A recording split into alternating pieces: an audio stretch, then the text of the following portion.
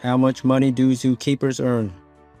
The median wage for zookeepers is $37,000. The lowest 10% earn less than $25,000 and the highest 10% earn more than $60,000.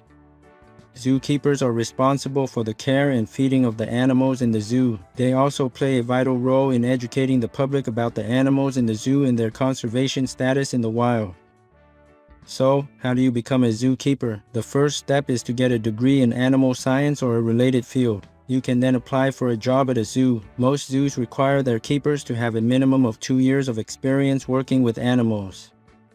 Keepers are responsible for a variety of tasks, including feeding, cleaning, and caring for the animals. They may also be responsible for maintaining the zoo's grounds and facilities.